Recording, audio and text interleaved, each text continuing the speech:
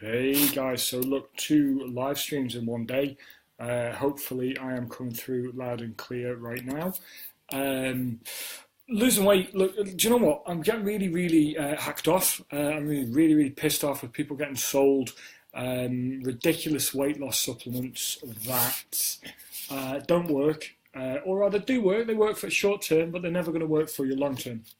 So I thought I'd jump on tonight. We'll dispel a few myths, and I'll make this the simplest thing you will ever do. Because realistically, weight loss is quite simple, but simple and easy are two very different things, and they're not to be confused, right?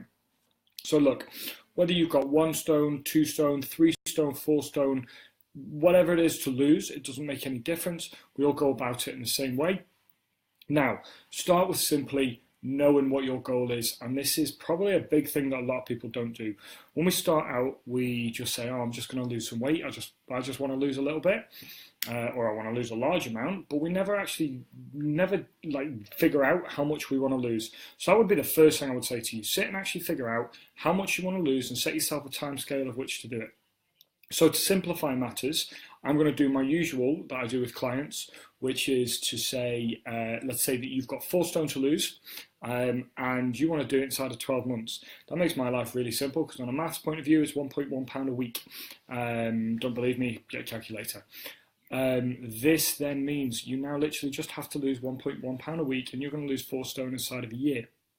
Brill, we've just simplified the matter. Now you have a weekly goal. Now, what you can't do is what you used to do when you were back at school. Do you remember when you were given homework? It was due in on a Monday and you used to do it on a Sunday night, right? Well, you can't just lose your weight on a Sunday night, right? So we need to make sure that we're constantly working on it. So now we're going towards, which is where people really miss a point, is having a daily process goal. So we take it from having a weekly goal, and we're going to take you now to having a daily goal. Now, daily goals need to be super simple, and they need to work inside how your life currently runs for you. So I would say no more than 3 to 5 things every single day, and they're going to be things that you have to be able to do. So first point, and by the way, getting a workout in is awesome. If you're a member of the gym, if you are joining classes, if whatever it is, if you do your workouts at home, if you're a runner or a cycler or whatever, make sure that they're obviously involved. However, they're your big things. It's unlikely for most people that you're going to do those things daily. So what you're going to do is you're going to have those as your additional points. So start off, have some form of a daily exercise goal. Be it if you are currently and on a step count, like obviously most people say for 10,000 steps. 10,000 steps is awesome, and the idea behind the 10,000 steps is that it makes the average female lose around about £1 of fat a week. £1 of fat a week and hitting 10,000 steps a day. That's where the numbers came from. However, for a lot of people, and in fact on a study I was just reading, for a lot of the UK population, the average step count in the UK is around about 5,500 steps a day. Now, the idea, if you're only getting 5,500 steps of cranking up to 10,000 steps, it's not going to work for you. You're not going to be able to jump from one point straight to the next, okay? It's going to be too much for you to be able to keep up with.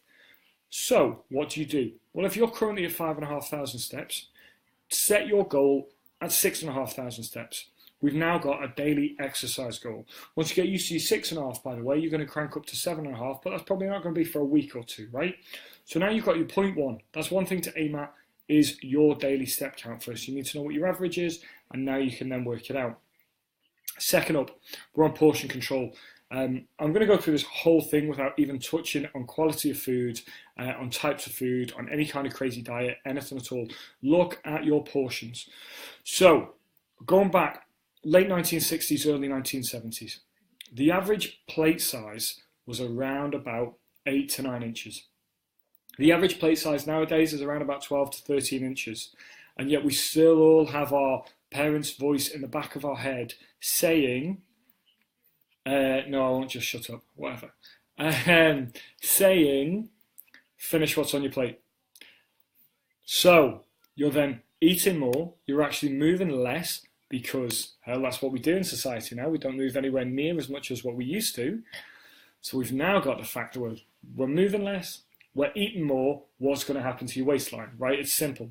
If you change your side to your dinner as a bare minimum to your side plate, okay, your side plate you'll find is around about 8 to 9 inches.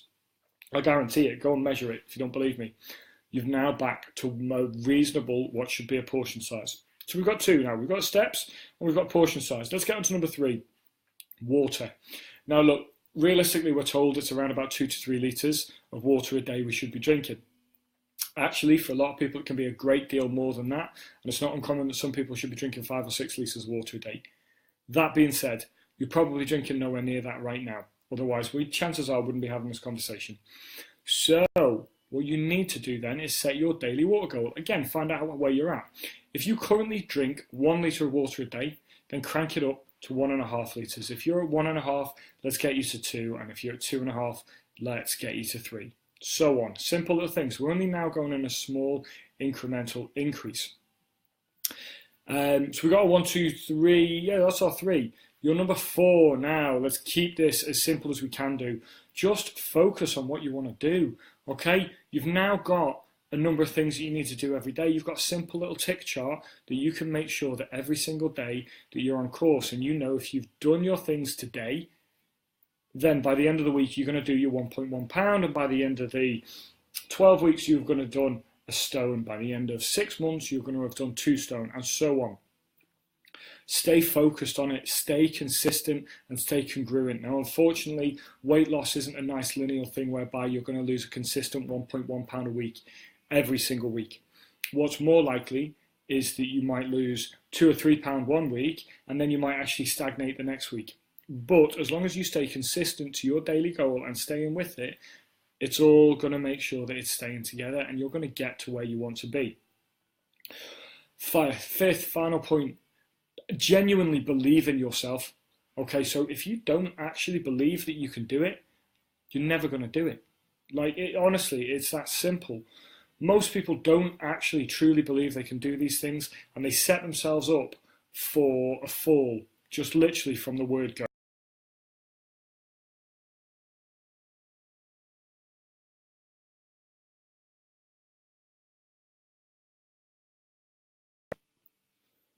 Sorry about that. My Wi-Fi just dropped out then.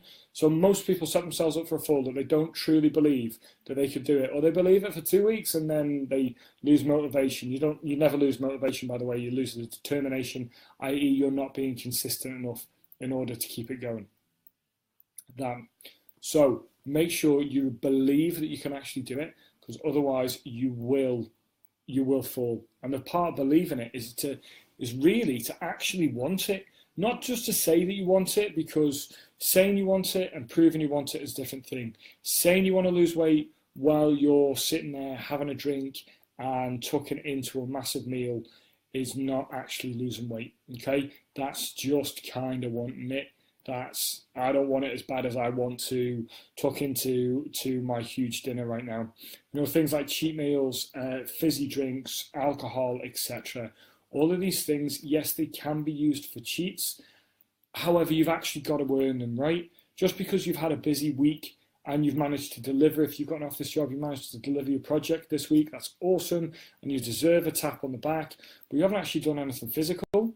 So really, why are you then rewarding yourself with further calories that's then actually just going to make you get more pissed off with yourself because you've put on a little bit more weight, because hell, you've been delivering on your project, so you've worked more hours, so you've sat down more, so you've had more high sugar snacks already, and now it's come to the weekend and you said you've had a really busy week and I deserve this wine and I deserve this Chinese and I deserve all these things. We've then actually moved, you don't really fully deserve them. So you need to work that out.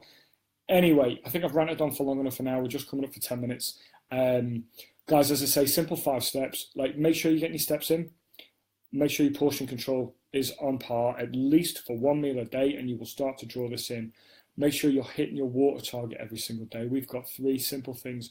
Honestly, if you do those 3 things every day, you will find that the weight will literally start to fall off you. And then just to focus and actually believe that you want it. If you want more like this, drop me a comment below. If you want to discuss this in any further detail, again, just drop me a quick message and we can go into it a little bit more.